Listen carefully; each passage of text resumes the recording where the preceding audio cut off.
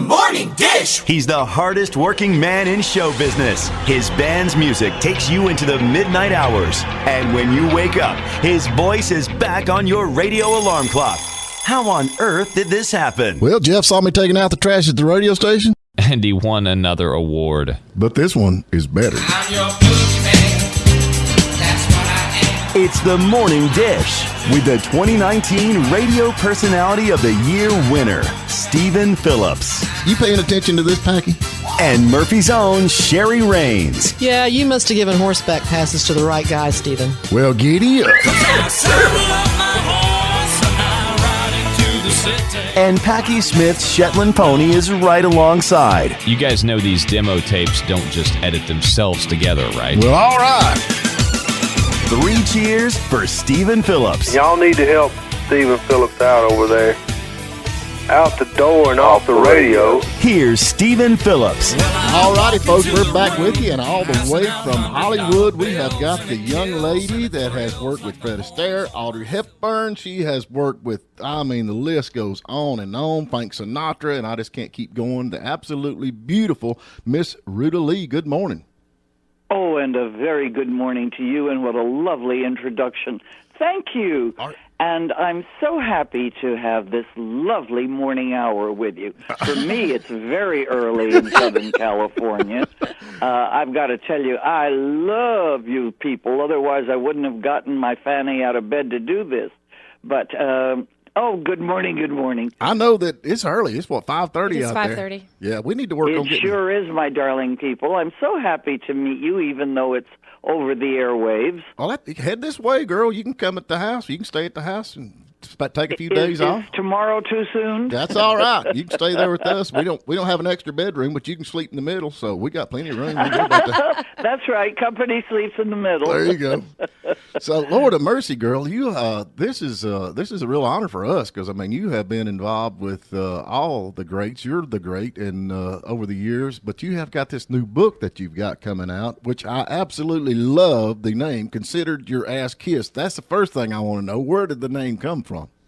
Well, it's an expression that I have used for years because ever since I was maybe, 15, 16 years old, right. I have been involved with a group called the Thalians, and we called it Hollywood for Mental Health. Right. And we built the first building at the Cedars-Sinai complex here in Los Angeles, and we have done so much. We went from pediatric to geriatric care, right. And now we've switched our focus to the returning veterans and how these beautiful people that are willing to put their lives on the line every day for God and country find themselves slipping through the cracks of not being taken care of when they get back. Absolutely. I'm with service. you 100% on that because that is the absolute And so truth. that's what we're concentrating on. And so I've been raising money for mental health for many, many, many years. And, Americans are the most generous people on the face of this earth. Yeah. And when they gave anything, I meant from the bottom of my heart when I said, consider your ass kissed for being generous to what my needs are, what the country's needs are. Right. And George Pinocchio, who is the ABC television Hollywood reporter, the red carpet man, right. is a very, very good friend. And he said, Ruta, if ever you write a book, that should be the title. And I said, why not? And for anybody who panics about it, I said, if Jesus can ride into Jerusalem on an ass, I can kiss it. There you go. I'm with you all on that. Yep.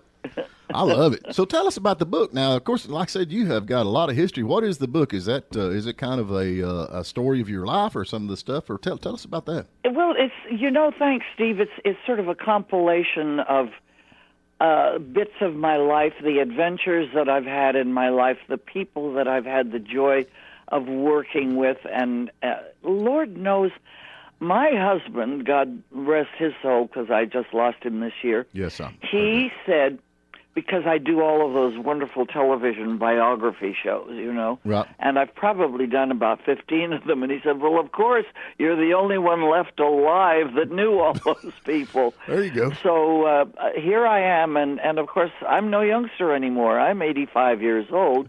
But I think I'm 25 years old. You know, it's sort of that way. That is good, because I tell you now, I think age is a number. I know people that's 60 and they're old, and I know people that's 80 and they're young. So I think it's just a number. You're a young woman. You're so right. Yep. Age is a number, and my number is unlisted, and There you that's go. all there is to it. There you go.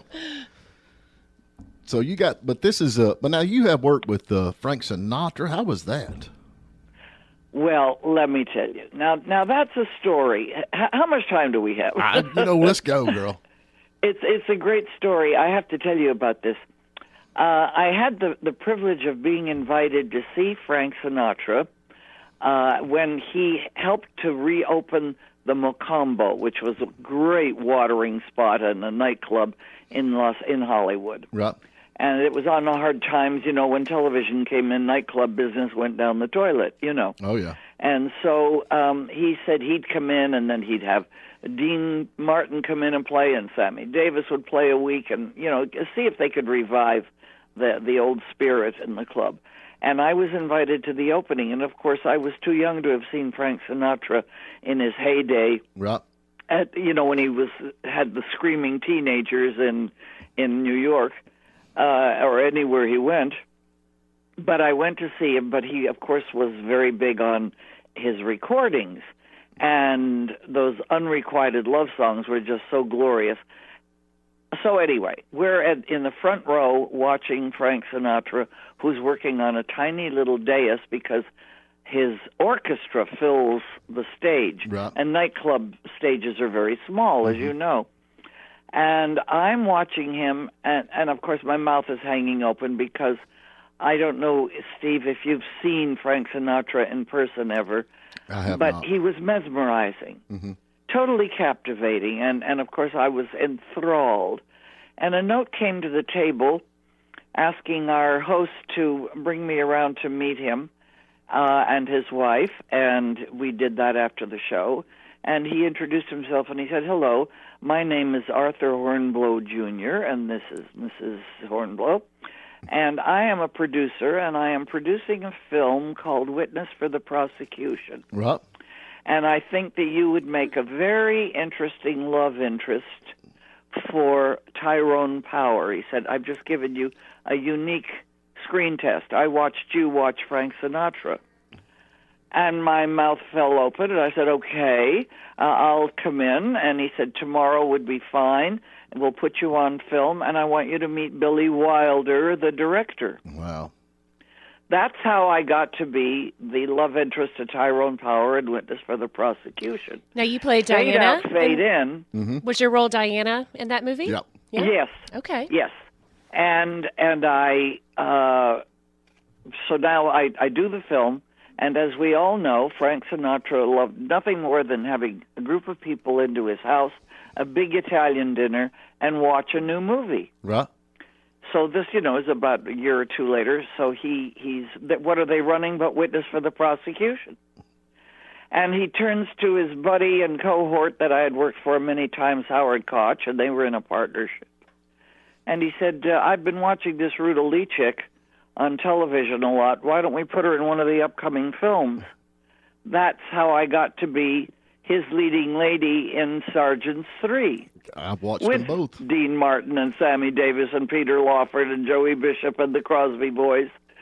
And Frank Sinatra never knew that he was responsible for my getting the job that was responsible for getting the second job. Well, I mean, you started at the top. I mean, with all that group that you were with. Isn't that great? I mean, honestly, we're still down here at the bottom, begging our way up. You know No, you're in a beautiful part of the country. Oh my God, how's the weather, by the way? Well, actually, it's a little foggy this morning, but we've had snow over the weekend. We had about 4 or 5 inches of snow over the weekend, and we're so you had a white Christmas. We had a white Christmas. Yep. Yes. And Santa Claus still didn't come lovely. see me. Yep. It was really beautiful. Yep. somehow I always think of Georgia as being warm and not cold. We got 4 seasons. I like 3 out of the 4. I like winter you can have. I'm just not a cold person. But anyway, yeah, it is beautiful. We're actually, I tell everybody that don't know that the end of the Appalachian Trail ends right here in our backyard. So we're in the Blue Ridge Mountains, and it is beautiful here, no doubt. So yes, it is. It's a gorgeous part of the country. Well, I've had the joy of working, of course, with all kinds of wonderful people in all sorts of seasons, and I join you. I'm not too crazy about winter either.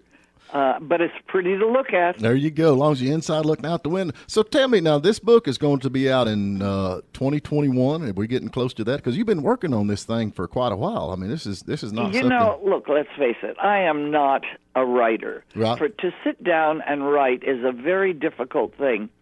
So I didn't actually write it, I recorded it. Right. And our mutual friend Barry is the one who took the recording with every sigh, every telephone ring, every screaming at the dogs, and printed it. Right. And, of course, a lot of editing came into it. But it's going to come out, I think, in either February or March. And I'm really looking forward to that. And this is the difficult part now, is editing and taking out and putting in. And, of course, you sit there after you read it and you say, "Oh my God, I left out that story, right. or I left out that moment, or I left out that movie."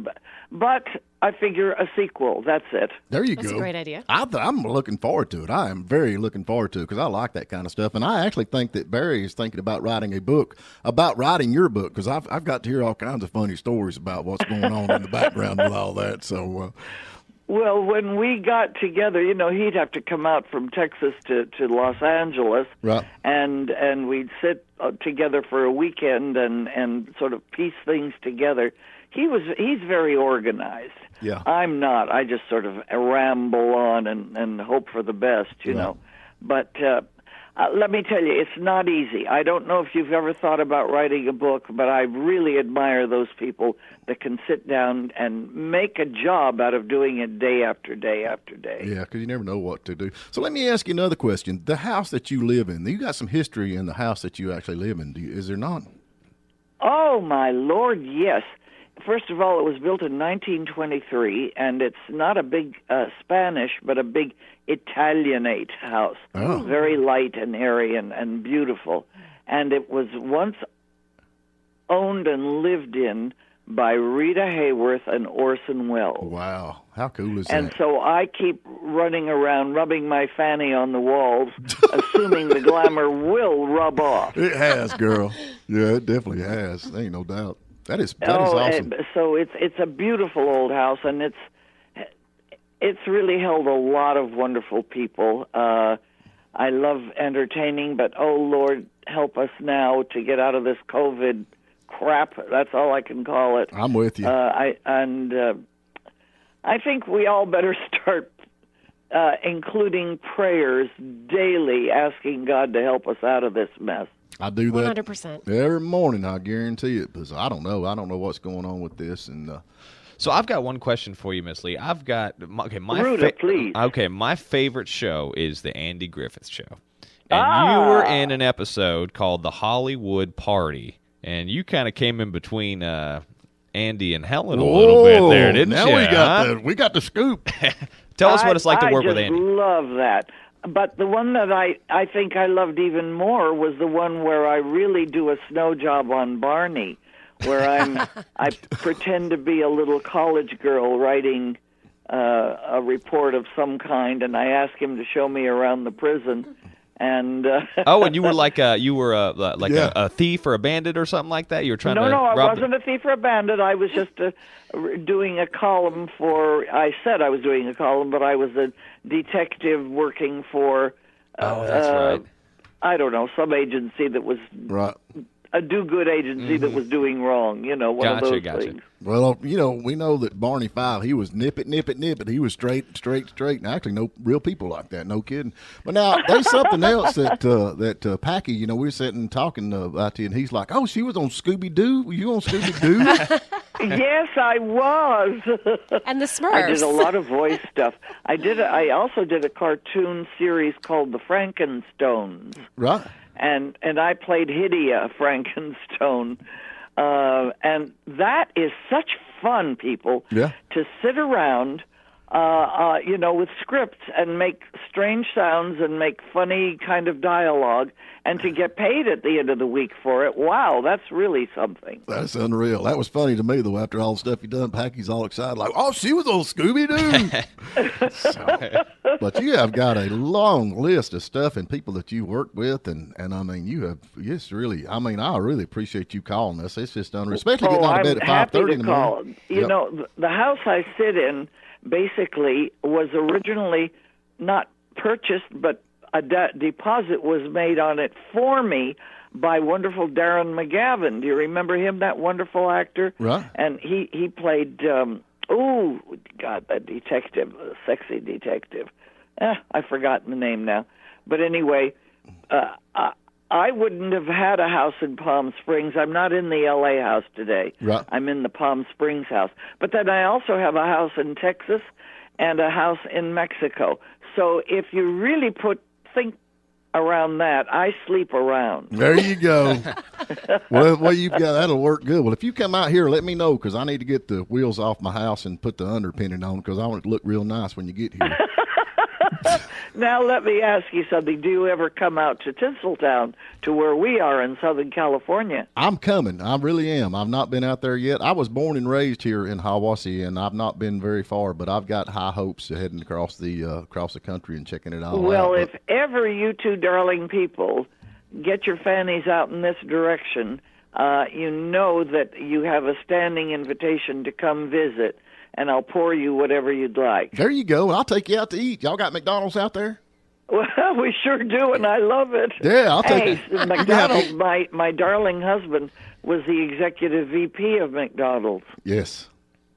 He did a lot. So we have made a point, wherever we have traveled in the world, whether it was the furthest spot in Asia or Europe or whatever, we go to every McDonald's and take a look at how they're doing. There you go. Girl, we have got to get to a break, but this has been a real honor, and we've got the book coming out, Considered Your Ass Kissed. I can't wait. I can't wait. Yep, I can't wait. And we got to have you back. We got to get you out of bed again. Well, I thank you both for letting me visit with all of your listeners, and all I can do is bid everybody a happy and healthy new year. Please, God, a better one than you've given us this year. There you go. And may I simply say, may God continue to smile on all of you, and may He continue to bless America. Thank you so much for the visit. Yes, Miss Ruta Lee. Thank you very much. Folks, we've got to get to a break, but that was Miss Ruta Lee. I can't wait. Incredible. Honestly. What a great, the stories. Can you imagine? This book they've been working on for like 6 years, so this is going to be I would love to get a copy of that. Folks, don't forget, you can listen online anywhere in the world at WJULradio.com. That is WJULradio.com. Or you can listen live at Lake 97.7, WJUL. And don't forget, we're going to be uploading this to the YouTube channel and our Facebook page. So just go to the Morning Dish. You can listen to the show again. And give us a like and give us a share. We appreciate it.